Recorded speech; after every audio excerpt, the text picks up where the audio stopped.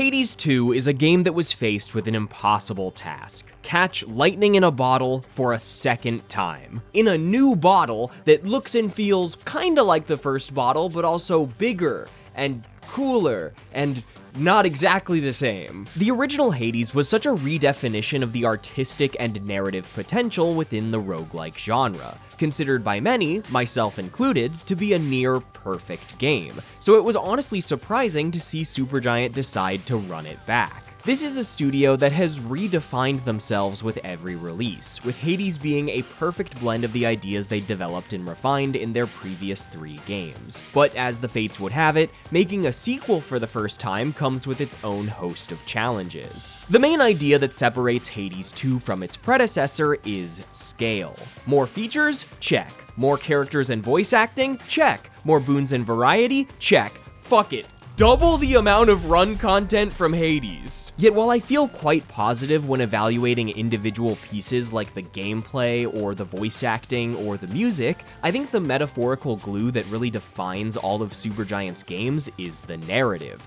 and things just aren't held together like they usually are. Hades 1 felt carefully considered when it came to weaving narrative into a genre that has historically never been about the story. Greek gods and monsters are immortal, so they can be fought and killed endlessly. As a cold, cynical father doling out sentences in the underworld, Hades makes the perfect antagonist. But Zagreus' quest isn't a grand journey to save the world or enact vengeance, as he simply wishes to reunite with his birth mother. Zagreus then also serves as Hades' foil, a snarky wellspring of infinite compassion searching to escape his father's control while attempting to create better lives for those suffering in the underworld. There's also a clear, emotionally resonant reward for making it to the surface, one that slowly reveals pieces of a mystery and creates conflict and resolution while still allowing runs to exist after the credits roll. Hades 2, on the other hand, attempts to tell a very different kind of story, one of determination, vengeance, and violent clashes for change. It's a story that feels both trapped in the wrong format and fairly uninterested with the deeper ideological questions it accidentally poses. So, as you may be able to tell from this opening section alone, my feelings for the original Hades heavily impact the way I feel about Hades 2, but it's impossible to evaluate this game in a bubble. Like, they called it Hades 2. For a while, I contemplated not making this video at all, but I also can't seem to get this damn game out of my head. For the few weeks I spent fueled by an ungodly obsession for just one more run, I would lay in bed afterwards and write paragraphs of notes on my phone about how disappointed I felt. So I wrote the video, and then I recorded the video, and then, the very next day, as if the fates themselves thought discussing this game wasn't complicated enough, Supergiant patched the fucking ending. They changed the storyline, which I guess is something you can do to a video game. Hades 2 is a beacon of artistic prowess that seeks to outshine its older brother, and in some ways, it succeeds, but it also finds itself confined by the limits of a genre and mythological structure that don't fully support the complex narrative Supergiant is known for, a set of restrictions that inadvertently led to one of the most interesting video game patches I've ever seen, and one that forced me to contemplate the unique malleability of this art form in a manner that feels strikingly adjacent to the themes of the game itself. Sorry to tag on that surprise twist after what might have felt like a fairly standard thesis, but to be fair, this is far from a standard analysis. Also, spoiler warning, if you couldn't already tell.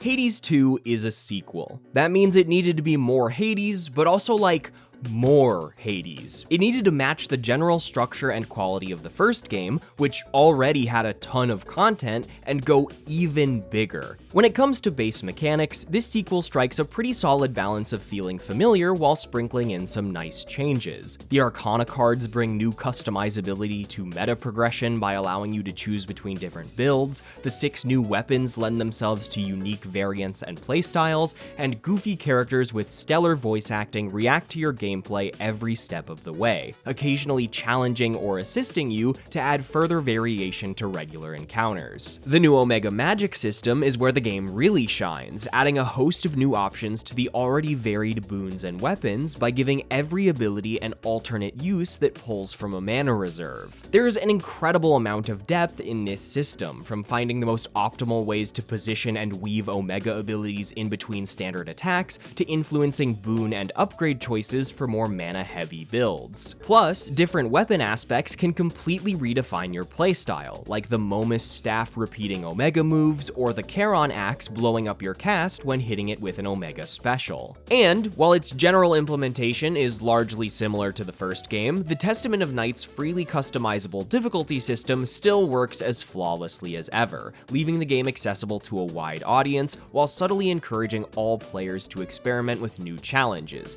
and also providing plenty of replayability for dedicated fans. In addition to fighting enemies and progressing character events, you're also encouraged to gather materials across different regions to craft weapons, grow crops, and cast spells to unlock a myriad of gameplay features. I'm not a huge fan of vertical progression in most cases, nor did I really enjoy the zero-stakes structure of most Chaos Trials, but I can't deny that the core gameplay loop of Hades 2 is so addicting that it borders on dangerous. Supergiant's got this shit locked down. And that's to say nothing of the fact that at its core, the game is just really fun. The combat is intense, there's tons of build variety and decision making, and the boss fights are all super varied and satisfying to master. However, the feature that makes Hades 2 a truly mind-boggling experience is that it is twice as big as the original. Once you make a bit of progress in the story and go on a dozen or so runs through the underworld, you can unlock a spell that allows Melinoi to assist the Olympian gods in pushing back Kronos' forces on the surface. That's 2 completely different runs to choose from at any time, each with unique NPCs, 4 areas, and 8 different boss fights when you factor in the rival variants. That is an insane amount of content for a roguelike made by an indie studio with hand-drawn art and incredible UI and full voice acting and 4 hours of original music and Now, considering I already spent 20 minutes gushing about the insane level of detail found in Hades back in 2020, I'm not going to explore said detail in quite as much depth here, because Hades 2 is largely similar to its predecessor. Just, even more insane. Like watching a world-class magic show for a second time, it felt a bit less novel seeing characters respond to my actions than it did in the first Hades, but that didn't make its flawless execution any less impressive. Especially considering that when the playing cards are like twice as big, I start wondering how they did the trick all over again. Hades 2 is a truly welcoming game in a genre known for being quite brutal and unforgiving, and its many progression unlocks and hyper-specific dialogue lines make it another great entry point for players looking to dip their toes into the world of action roguelikes. Plus, the fact that most character interactions and side stories can progress independently of wins is a piece of extrinsic motivation fairly unique to Hades, and really helps the game's world feel alive rather than having each run be an isolated narrative. We do the runs for an excuse to get to the dating sim. I gotta finish my freaking Funko Pop collection. There is a truly staggering amount of interactions in this game. In addition to all of the lovely reactive details like gods and bosses commenting on your weapons, keepsakes, and pets, Eris reacting to Circe's size-changing spell, or Hermes complimenting you for turning on the in-game timer, there are now even more gift events for characters in the hub, as you can bring them on a fishing outing, invite them to the taverna for some drinks, or get a little steamy with a soak at the hot springs. Whoa. Look, greetings. Hades 2 is already in line with Supergiant's other works in that it feels like you're playing inside a living painting, but bumps things up to 11 with the subtle touches it brings to dialogue interactions. Gorgeous animated elements unique to every area slide in when text boxes appear, and the detailed character portraits are given this ethereal sense of motion as they emit flames and particles, reflect the glow of the moon, or bend light beneath the rippling waves of Oceanus. The original Hades Hades already felt super polished in regards to UI, but it almost looks like a work in progress or beta when put next to the incredible menus of its sequel. Hades 2 also takes its clever touches to an even more granular level, even if said touches don't have any notable impact on gameplay. You can now salute most characters and shades for unique lines of dialogue. Death to Kronos. You can sing with Artemis in the Crossroads. You can pet the frog, which is way cooler than petting the dog. Kronos gets mad when you pause the game during his boss fight and will forcibly unpause it in Rivals variants until you cast a spell to counter him. There are even voice lines for the extremely specific occurrence where you take a god's boon, upgrade a hex to unlock their godsent ability, then during a dispute with two gods, don't pick their boon first and use their god-sent hex while they attack you. Now you want my aid? Like, what the fuck? It's also just so fun to hear a vast arrangement of interactions with reimagined figures from Greek mythology. The Cyclops Polyphemus as a dopey mobster, Prometheus teaming up with the eagle that used to eat his liver, and Narcissus as a sassy, snarky, I don't know, Nick Cage? A little bit of Zoolander, maybe? Fine. Ogle if you must. The main example I want to highlight as the shining star of Hades 2, though, is its second major boss fight, Scylla and the Sirens. Good, you're just in time for our set. Been working on a song called I Am Gonna Claw Out Your Eyes Then Drown You to Death. Comes from a real personal place. This is one of the most charming and memorable bosses I've seen in years. Yes, I know recency bias exists, but like, the freaking music implementation, man. And for Sirens, it's so clever. Supergiant managed to implement multiple myths about Scylla, including her close connection to Charybdis and Circe's curse, while also turning her into a diva rock star who kills her own fans. As you explore Oceanus, you'll often hear a calm, subdued version of the songs that play in her boss fight, accompanied by gentle singing and softer lyrics to contrast her bombastic rock tunes. And then, during the actual fight, the boss theme is diegetic, as instruments and vocals get removed from the song when you take out each member of the band. You're such a mess. That little dress looks like it's from the good age. Just like that hair. Don't need to stare. Were you aware? Looks like something died there. That's why you're jealous of me.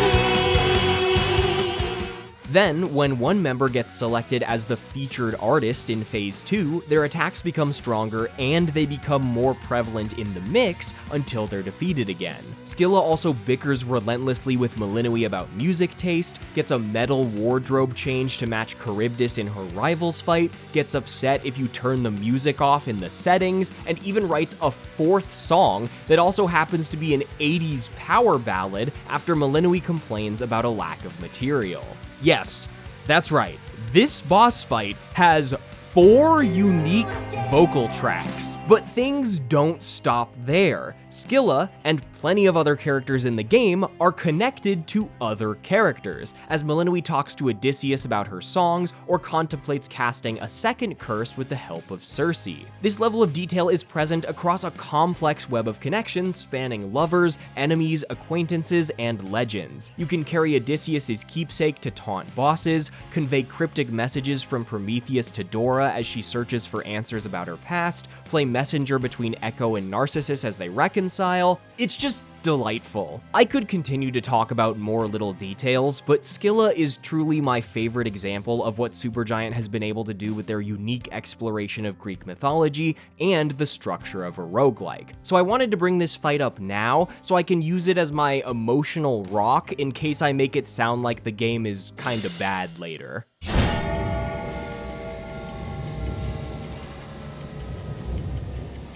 The success of Hades made a sequel all but inevitable for Supergiant. I don't say this to suggest it was a purely financial decision, as many of the developers have expressed they felt there was still plenty to explore. But when you make a game and it outsells all of your previous work by a bajillion, I'm sure that influences your next project at least a little bit. Now, I don't want to spend too much time lauding the structure of the original game, but I do think it's an important comparison to make, so let's quickly review.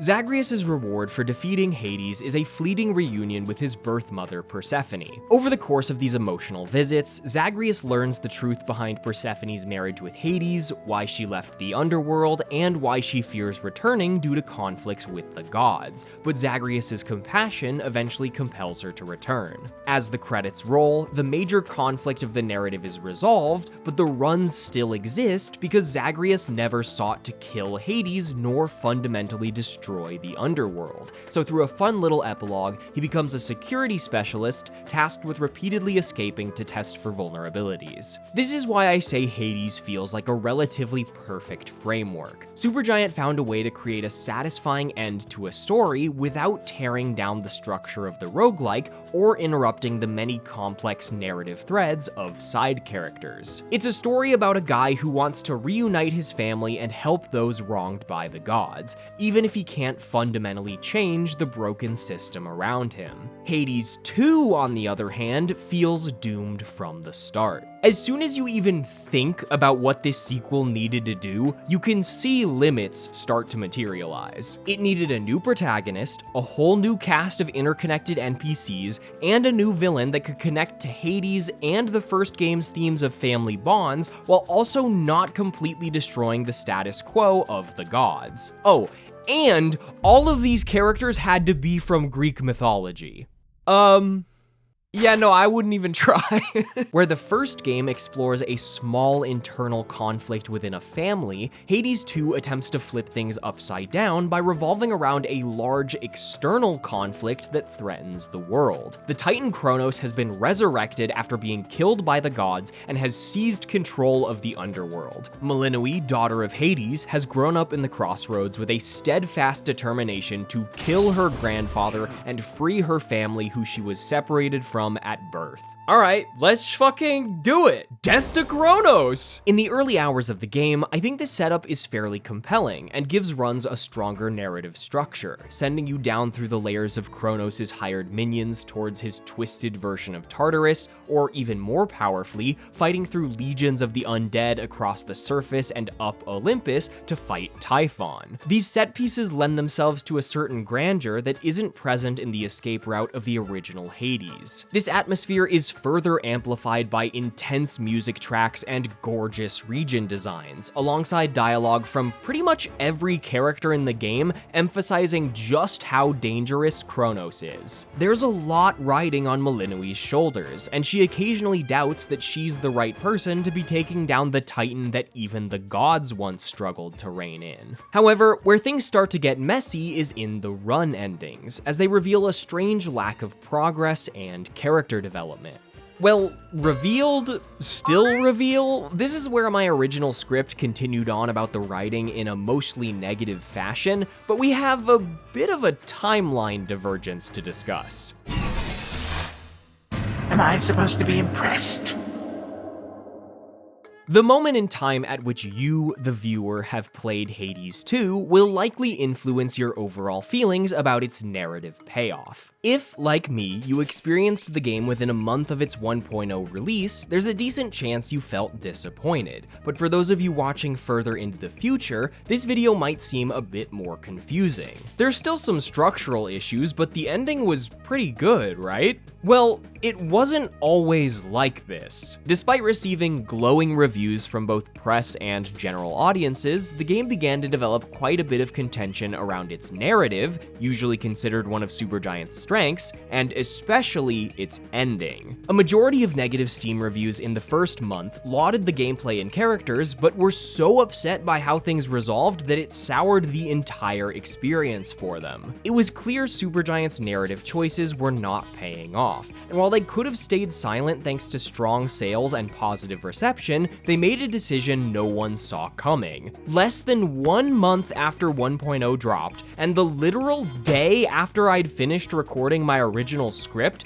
the beta preview build of a new patch dropped on Steam, and with it, a feature titled True Ending Enhancements. In addition to sharing my thoughts on the majority of the game's narrative structure, which is largely unaffected by the patch, I now also want to discuss the clearest changes between the two versions of the game and explore the ramifications of, well, editing the way your story wraps up, which is a luxury not generally afforded to other forms of media. After you temporarily kill Kronos in an underworld run, the narrative reward is a short meeting with Zagreus through a mirror to the past, in a time before Kronos has fully revived. This is a cool concept that is a big surprise the first time it happens, but the circumstances under which these two characters meet make most of their interactions fall pretty flat. With no concept of Malinui existing, Zagreus doesn't have a strong initial attachment to her, and their 6 or so meetings are spent vaguely developing a plan. Malinui will cast a spell, and Zagreus will destroy Kronos with Hades' spear Gygeros. No major plot details or twists are really revealed here. I hate to break it to you, Malinui, but this isn't all that comprehensive a plan,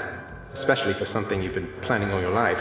The surface route endings, which appear to be unchanged, are even more disappointing. The climb up the mountain and the Typhon fight are incredible set pieces, and the wow factor of seeing the home of the gods for the first time took my breath away, but Malinui doesn't have any reason to go there. Her goal is to kill Typhon, so visiting the gods isn't necessary, as she can already communicate with them through boons. Most of the required wins to reach the ending are just different versions of Zeus going, "How's killing Kronos going?" To which Malinui responds, "Yeah, I'm still figuring out a plan." So Zeus goes, "Okay, I guess you should go home then." And Malinui picks up the boon and goes, "All right, Mom, can you pick me up from school?" She's not given any info about Kronos or valuable advice or anything of importance. There are small nuggets of gift dialogue and optional events that point to cracks in Malinui's confidence, while also demonstrating that her serious on-edge nature hinders her ability to communicate with others, to the point that you start to wonder if there's anything else underneath her lifelong obsession. Malinui is pretty interesting on paper, as despite being a generally nice person, she has a much darker side than Zagreus due to her desire to kill Kronos and uphold the traditional power structure of the gods that raised her. Her choice to stop searching for a means to cure Arachne's curse and not be more upset with Athena is a stark contrast to Zagreus' success in reuniting Orpheus and Eurydice, rewriting Achilles' contract, and granting Sisyphus his freedom. But the game doesn't really explore this dichotomy, nor does Malinui ever significantly change her allegiances. These loose ends can be further observed through Arachne and other NPCs continuing to lament the gods, and most notably through Prometheus, who is just spitting facts. Every single time you walk into his arena, he drops correct statement after correct statement about how the gods kinda suck ass as he envisions a better world for mortals and the future. But all of these feel more like gestures towards what could have been if Hades 2 wasn't a roguelike. Yes, mortals live short, painful lives, and even still they strive for something greater than they mostly can achieve. I fight for them. You gods fight only for yourselves. Among the various ideas I jotted down, I imagined alternate plotlines where Prometheus starts to get through to Malinui about a better world for mortals and the unjust punishments of the gods, causing her to question the ramifications of killing Kronos and grapple with Hecate's mysterious drive to eliminate him. I also pictured conflicts on Mount Olympus, where Malinui has to argue for a better solution against Zeus's plan to kill Typhon at the cost of countless lives. When they first announced this game, I had a feeling it might involve challenging the rule of the Olympian gods or fighting them in some way, especially after the entire going behind their back plotline in Hades 1. But the more I played, the more I realized I was expecting a twist that would never really come. Death to Kronos became less of a starting point to expand on and more of a singular inevitability. Well, that is, until the ending, and the post-game, and the new ending, and the fact that there is a new ending. That's like 4 separate cans of worms.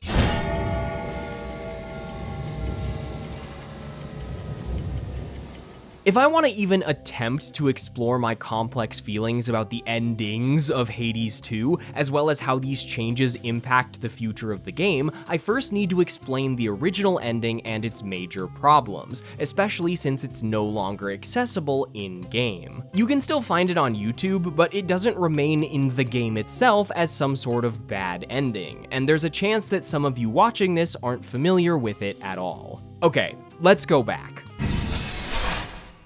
Again with these attempts? After the final Olympus run, in which Melinoi permanently kills Typhon using Gygeros, you'd immediately craft Dissolution of Time and head for the underworld. Upon reaching Hecate, Kronos would capture her to bring her where she needed to be for the finale. The Kronos boss fight, which played out as normal, would end with this absolutely baller line to demonstrate Melinoi's hatred. Shut up and die, Titan. And know these moments as you writhe shall be your last. Mere void awaits. Melinoi, that's me!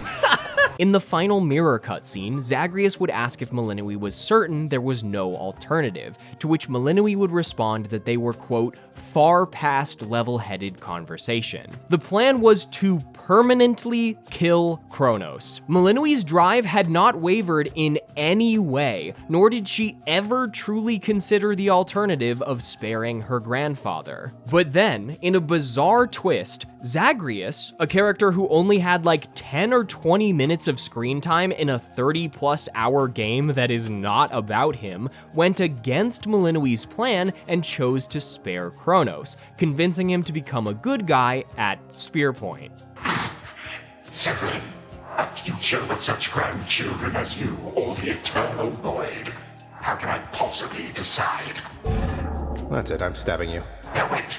Kronos and Zagreus alone then lived through an alternate dream timeline with baby Melinoi, which caused the current Kronos to completely flip personalities, free everyone, and offer his life up as repentance. As a way to redeem Kronos, this time travel twist was interesting on paper, but giving it to Zagreus completely robbed the main character of any agency and left her arc unresolved, as Zagreus quickly told Melinoi that Kronos was a good guy, and she should ignore her lifetime of anger towards the Titan responsible for imprisoning her entire family and killing countless people in the process. The one interesting moment here was in Melinoi's initial reaction to experiencing such intense confusion and betrayal. I ought to take my vengeance on you both. Zagreus, I trusted you with our entire family's future. And no, I don't remember any of what you and this Titan claim. How convenient that only you seem to recall it. How convenient. You cast your dream time witch magic on us? And if you still think destroying grandfather will make this ridiculous family's problems go away, then no wonder your fancy spell didn't quite work out.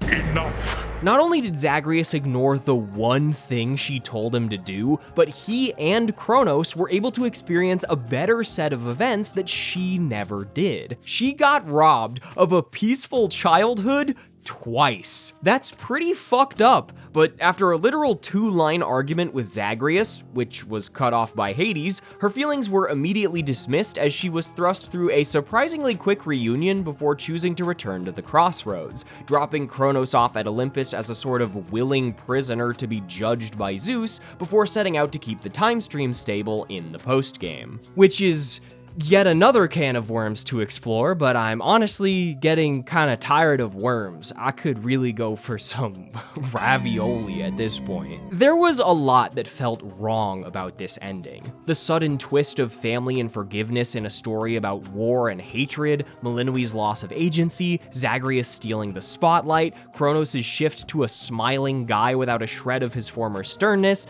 and Kronos getting treated more like a slave than a redeemed family member. Time Belongs to Us is a banger, but I really didn't know how to feel as I watched the credits roll, especially considering my strong expectations for Supergiant, who have become known for providing quite emotionally resonant conclusions. The shattering of these expectations is what led me to write this video in the first place, but before I get to the new ending, I want to talk about the other issue that neither outcome has the power to fix: the post-game. I got the gist.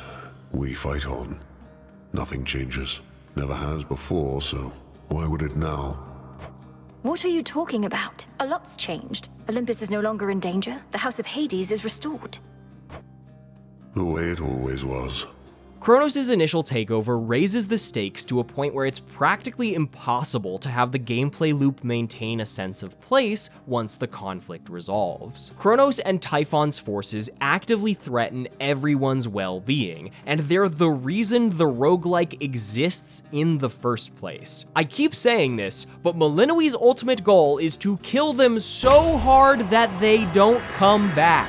Like, how do you end that story so the game can continue for dozens of hours afterward, so that every side character's dialogue doesn't become irrelevant, and so that they can still comment on the world around them? This is why I imagine it was so tough to write this story in the first place. Hades really did feel like lightning in a bottle, using immortal gods that can't die and a clever world that didn't need peace restored to tell a smaller stakes story that complemented the roguelike structure. Even in other roguelikes I've played that attempt a story outside of cryptic lore, the story ends definitively, the runs no longer exist, and you kinda just load your save before the final boss if you want to keep playing. You can't tell a conventional story in a roguelike because it isn't a conventional means through which to tell one. There's no clear beginning, middle, and end. There's a beginning, the middle repeats itself 30 times, it ends, and then you go back to a new middle. But in an attempt to surpass what was already considered one of the greatest roguelikes ever made, it feels as if Supergiant ran headfirst into the limits of the genre. The driving force for Hades 2's postgame, in addition to finding the Fates, which Kronos threw in a void somewhere, is to make sure time flows freely forth by traveling to alternate timelines where Kronos and Typhon are still evil and alive to erase their very possibility. The game then needs to go to absurd lengths to have runs make sense and keep NPCs in their correct spots, so you only time travel to the final area and the rest of the world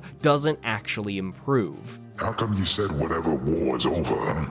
The town's about the same. Last I checked, the dead are meant to be underground, not walking through the streets. Kronos doesn't call off any of his forces, and characters like Icarus and Athena have to keep fighting indefinitely. Everyone allows this war to rage on so that Millennoui can retrace her steps in a way that lets Kronos send her to the right universe. This is so bizarre that the characters in the game don't even understand. Our Kronos, who had, let's say, a spiritual awakening of sorts, is seeing to it that time flows freely forth, to use his expression. We wish to prevent even the possibility of what happened before. I don't get it. The other confusing piece of the postgame is found after the epilogue, which I assume most players have not seen and will never see. The requirements include maxing out several bonds and receiving specific lines of dialogue, so it makes sense that at the time of writing this, 19.3% of players saw the true ending, but only 5.5% reached the epilogue. The epilogue itself is underwhelming. The Fates suddenly decide that they don't want to play a role in everyone's lives for a while, and the narrator explains that in the far future, a golden age for mortals eventually comes, which I suppose gives Prometheus' story a form of closure, albeit not directly or through any conscious effort on Millenoui's part. The real detail I want to mention is that after you see the epilogue, you can finally max out your bond with Hecate at the hot springs, where she drops the absolutely insane plot twist that she is an alternate universe Millennoui that was separated from her family by Kronos, grew up driven by vengeance, and then cursed Kronos so hard that it sent her to the beginning of time, where she waited for this Millennoui to be born in order to raise Millennoui to succeed where she failed. Holy shit! That is character defining. It recontextualizes so many interactions. Not only does it make sense for Hecate to be upset that Malinui doesn't kill Kronos, she also feels guilt for raising Malinui as a child soldier as opposed to, you know, a bit more of a child. So, there you are.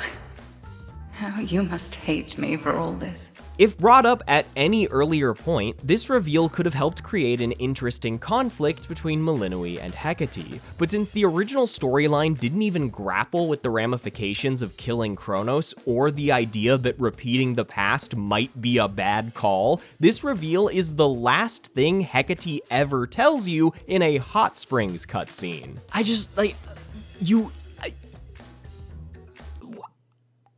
Anyway, I wanted to explain this now because it will come up again soon. In my original video, this is the spot where I started to wrap things up with my classic emotional and nuanced conclusion TM, but I think you know what's coming next. Who exactly do you think you are? Like I mentioned earlier, the true ending enhancements mostly concern the last 20-ish% of the game, as Supergiant's main goal with this patch, and one of the only realistic goals they could have had, was to better stick the landing. Due to all of the complex reactions of NPCs and the general structure of the story and post-game, the range of possible changes was very slim, but there was still a chance to give future players a better note to end on. With that being said, I now want to go over the major changes found in this patch, as well as share some of my favorite details that demonstrate Supergiant's dedication, even within the uncharted territory of a post-launch narrative rework. I won't cover everything, because my side-by-side comparison yielded 6 full pages of notes, but I'll try to be fairly comprehensive nonetheless. First off, just changing the ending wouldn't have been sufficient, so Supergiant added 3 new interactions with Zagreus and a handful of comments from Hecate and Kronos to start course-correcting a little before the finale, a change that resulted in 2 additional underworld clears being added to the true ending requirements. The highlight of these additions is in the 6th ending, where Zagreus, instead of immediately handing over Gygeros, hesitates after reflecting on his own quarrels with Hades, ultimately believing that killing a family member would be a mistake. This drives the siblings into a heated argument, where Malinui asserts that they have a responsibility to maintain the order of the gods, and threatens to haunt Zagreus until he changes his mind. At this moment in the story, where other minor characters like Moros and Nemesis start to doubt the plan as well, the only person backing up Malinui is Hecate, who repeatedly tells her to finish the task at all costs and ignore any doubts planted by Zagreus or Kronos. It's in these conversations that the uglier, imperfect sides of Hecate and Malinui start to reveal themselves, so I wish there could have been more moments in the game like them. In the 7th run ending, the siblings immediately apologize to each other after their heated argument. While it can feel a bit sudden, I think this reconciliation makes sense, seeing as Zagreus and Malinui truly care about each other and are simply stressed by the situation. Malinui's aim this entire time has been to kill Kronos for the sake of her family, but the first person to plant doubts in her mind is one of the family members she's trying to save. However, she stays adamant that there's no other options, and a still doubtful Zagreus decides to trust his sister with Gygeros. The highlight here is a new post-run interaction with Hecate, which I want to play in full. Zagreus and I finally reached an understanding. He knows what needs to be done. But I wanted to ask you something, Headmistress. With Kronos in the past, there's truly no other course but to destroy him. Oh, blood and darkness. He's got to you, hasn't he? Your brother, at least, if not Kronos himself. Why are you asking me such things when you have come so close to the completion of your task, Malinui? Well, for one, we're on the verge of destroying time itself.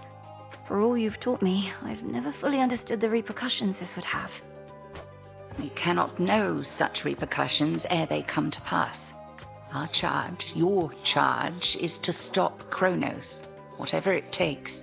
I trust you shall require no additional reminders. None. While they don't change the fact that 80% of the game lacks any major reveals outside of the surface route itself, I think that these new interactions with Hecate and Zagreus reflect an attempt by Supergiant to make the main characters feel a bit more complex. If the overarching progression of the story itself can't change, nor can the ultimate outcome, creating more tension in conversation is arguably the best you can do, especially to create a hint of the themes of generational trauma and forgiveness that come out of nowhere in the ending. But the 8th Underworld run is where things take their biggest turn. In the original version, this conversation was very straightforward. Melinoi took the spear, and Zagreus swore to kill Kronos. However, in the new version, Melinoi suddenly suggests that Zagreus attempt to befriend or capture Kronos first, and only kill him as a last resort. While I ultimately like this change, it happening so close to the end means there's little time for Melinoi to make a natural turn from wanting Kronos dead to attempting to spare him, to the point that even Zagreus is surprised. Wait, what? You're serious?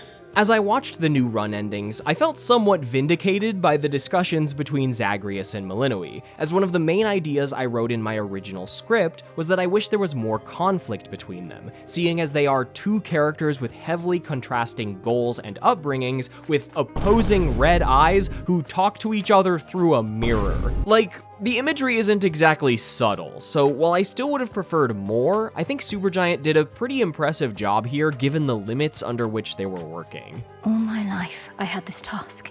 Death to Kronos. But that was never the goal in its entirety. More so the means to stop him and for retribution. If there's another way to set this right, it's worth a shot.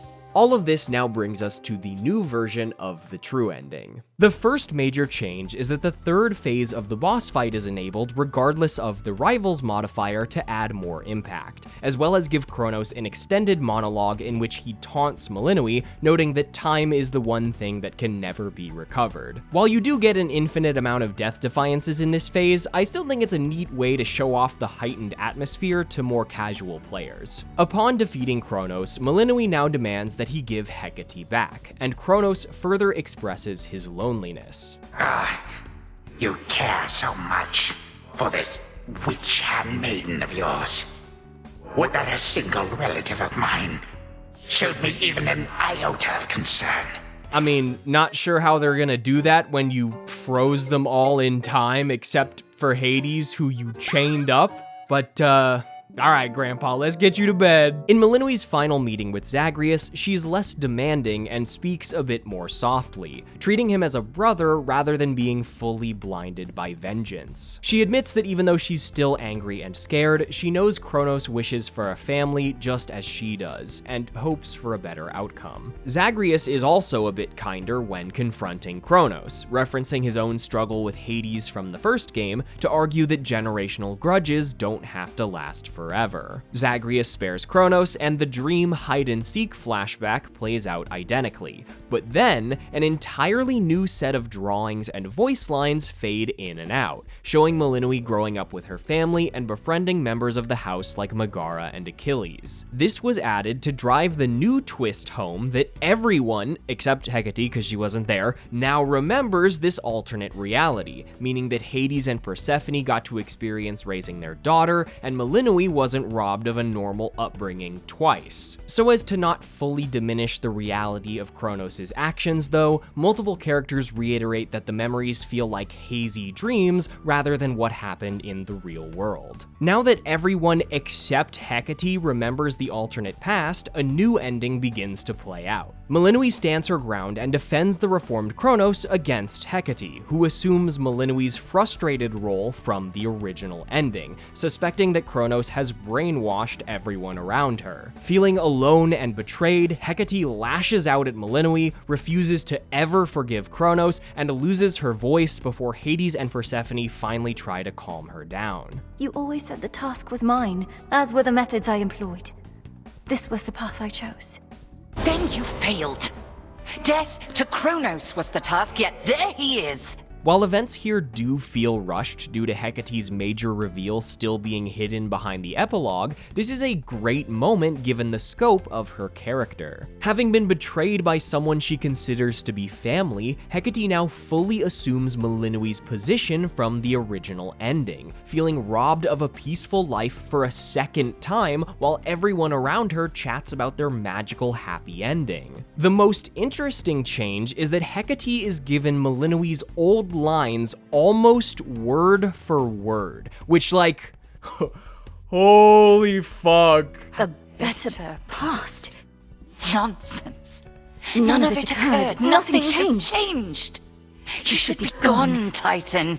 Not flooded with false memories. False memories. There are actually a couple responses that have been moved directly from Malinui to Hecate here, including them both yelling "Silence!" at Kronos, to the point that I believe it was an intentional choice, especially considering Supergiant's love for niche hidden lines of dialogue. Hecate mirroring Malinui's disbelief and betrayal creates a bit of a meta-narrative, showing that the same person would have similar reactions across different timelines, in a game about different timelines. This could also just be a result of Supergiant moving dialogue around, but that would be way less cool. Malinui permits the sparing of Kronos and asks him to join the family efforts in restoring the house, and that just about puts us where the original ending left things, except with a lot less everyone hating Kronos' guts and treating him like a prisoner, and a bit more what this guy did fucking sucks but we'll give him a chance as family, which I think is one of the most important changes to be made if the game is still aiming to wrap up with some level of reconciliation. The new ending also does a better job at illustrating that forgiveness is never guaranteed, nor should it be demanded from others, giving a bit more weight to Hecate's first post-game chat with Malinui, which contains one of my favorite lines in the entire game.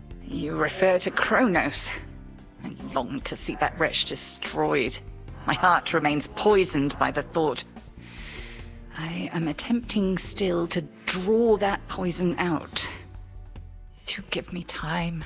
What I'm really trying to drive home is that this patch was far more than just the haphazard changing of some lines. The final illustration has been changed, inserting major characters from Hades 1 while also moving Kronos from his isolated seat in the background to dusting the walls next to Dusa. Kronos' final portrait is slightly altered to remove his smile and return his former sternness, alongside the re-recording of identical lines to adjust their delivery. Hades and Malinui no longer threaten Kronos with Zeus's judgment. Final character placements are also rearranged so that the mothers Hecate and Persephone can connect with their daughter, and Hades can relate his experience handling Zagreus to Kronos. Across the entire sequence, there are multiple examples of lines with single word changes to slightly alter their meaning, like adding an if to Zagreus's "you would bring pain and suffering upon my house" to redefine the inevitability of Kronos' assault. Basically, Supergiant gave it their all here, and as the credits rolled, I felt something. 1/10 of a gut punch, a fragment of a tear welling in my eye. And as I sat with both of these endings fighting for space in my brain, I started to get a bit of a headache. Oh, my head. There are no second chances in this world. The Titan Kronos once intoned that there is no undoing past mistakes, mere fleeting possibilities, lost to time. Alright, it's about time to go esoteric emotional analysis mode. I think we're over 45 minutes in at this point, so I have a feeling you're gonna be cool with this. While I don't believe Supergiant's plan for Hades 2 was to create a never-before-seen meta-narrative by writing an intentionally unsatisfying conclusion and patching it a month later, I do think the events of the game's launch can be read as a parallel for the two endings. I can't forget the original ending, nor do I know how this new ending would have made me feel about the game as a whole if it was the first version I saw. My thoughts were largely formed by my initial impression, impressions, just as Malinui was formed through her upbringing in the Crossroads with Hecate. In a piece of new post-game dialogue, Malinui even notes that while growing up with her birth family, she could sense Hecate's absence, and that in the dream, she never learned so much of what she holds dear. I'd love to see how I might feel about the game if I hadn't witnessed the original ending, but I say that almost as an observer. While I was grinding through 14 more runs to see the true ending again, I got the same feeling as when I go back through certain games to get the good ending after being presented with what's usually called the bad ending, except in this case, both paths occupy the same space. All of these newfound thoughts within my mind. In my head, the first version of the ending is what feels like actually happened, and playing through this new version was like seeing the notes I wrote down for alternate endings brought to life. The idyllic upbringing that Malinui and her family members experience does not change the past, but it does bring about a change in perspective. Likewise, there's something deeply moving in observing the courage and humility these developers found to try again, to work within the limited bounds of a game that by all means was finished in an attempt to improve the experiences of future players, even if they couldn't undo the disappointment of their most dedicated fans. This patch also reveals a very human core at the center of even the most acclaimed artistic endeavors. Supergiant came onto the scene with Bastion 14 years ago and has been blazing a path forward ever since. I can't imagine what it must feel like and the skills it must take to put your heart and soul into a new project for almost 5 years on the back of a game like Hades, release the final result to the public, and then be met with such negative reception for your narrative that in less than 1 month, you've already completed a second attempt with new dialogue, voice acting, art, everything. I think it takes a rare kind of guts to make this change. It's less of a bug fix and more of a reminder that games are imperfect things made by people. There was a lot Supergiant had to navigate through here. Being attentive to player feedback can be important as a developer, especially if you're building your game in early access, but arguably more important is having a strong vision and not compromising on that vision. There are plenty of examples of games and remakes being made worse or less interesting by caving to trends and demands, and Supergiant chose to work under the even more uncommon circumstances of altering an ending, one that still had to provide the same general outcome for the postgame and avoid impacting character interactions or structures at large. And they kinda did it. Obviously, this patch doesn't fix everything. While Kronos does become a good guy, failing to further explore his Golden Age plan and his violent past with his Olympian offspring leaves him pretty flat as an antagonist. He is really funny though. Ooh, I like your dress. Malinui is a bit too complicit in the gods' unfair treatment of her friends, Prometheus is too fucking real to be a bad guy, the permanently warring multiverse is weird as hell, and the main storyline just can't compete with the original Hades as it meanders around complex themes that it doesn't have the space to fully explore. Oh, spoken like somebody who never had any fans to satisfy. But as an artist, as a person that loves art, hell, even just as a human being, I think that what Supergiant did here is incredibly inspiring. Watching this patch release felt like taking a peek behind the curtain and seeing a reminder of the messy, collaborative process that makes a game like Hades 2 possible in the first place, in a way that felt quite different from the expected adjustments of something like early access. As someone who's always looking for something fresh, for games that resonate in new and unexpected ways, Hades 2 sure as hell did it, even if it wasn't in the way Supergiant intended. You would permit me such a chance? But I cannot change what already occurred. Cannot undo the unforgivable decisions I have made. Your time itself. We're not demanding you move backward. We're demanding you move forward. To move forward. That is all I have ever known. Then I shall make time. Both for this house and everything. Ultimately, I don't think it's possible for me to concisely summarize my thoughts on this one. For a roguelike, the gameplay is the most important piece of the puzzle, and Hades 2 gets it right. more than right. It's so fun. I earned almost every achievement in the game, experimenting with tons of boon combinations and winning with just about every weapon aspect. I mastered the rivals boss fights, cleared all the testaments, and did all 3 of the Skelly statue challenges again. My jaw dropped at stunning set piece after stunning set piece. I cracked goofy smiles at the unique stylizations and epilogues that Supergiant brought to Greek figures like Odysseus, Polyphemus, and Pandora. I got my ears blown clean off by an unbelievable 4-hour-long soundtrack. But the first Hades set out to make a new kind of roguelike, one that brought narrative and character writing to the forefront. So to see the main storyline of its sequel stumble felt like watching the moon lose a bit of its glow amidst a dazzling array of stars. An unsatisfying ending got fucking replaced with what is now a pretty good ending, both of which are now in my brain, and you want me to just go, yeah, 9 out of 10.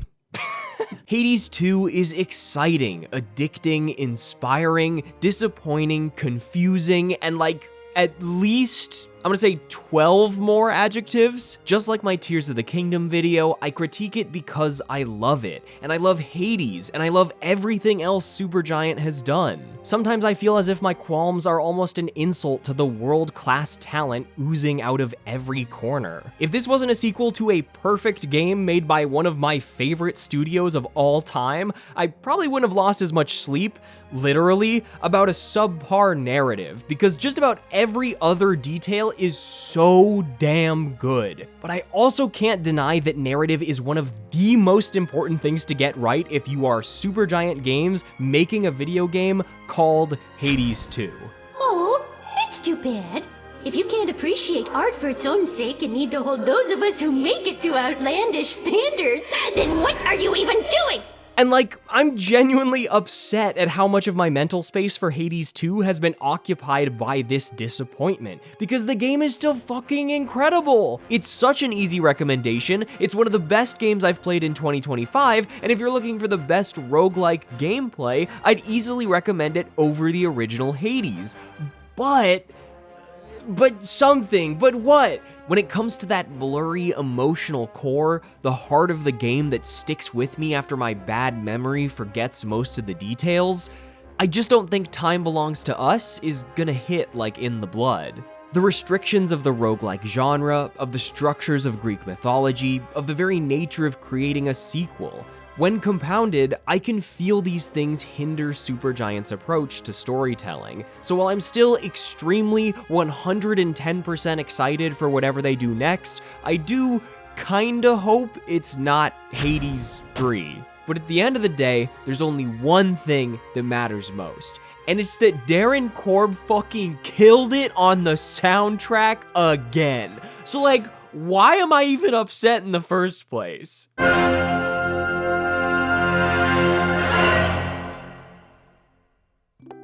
Thank you so much for listening to me ramble about this video game for almost an hour. If you're still somehow hungry for even more Hades 2 content, I made another video on my second channel that you can check out on screen where I ranked my favorite songs on the soundtrack. This video evolved from a fairly simple review into a massive project that consumed the last couple months of my life, so I truly hope it was worth the wait, and I'll see you next time.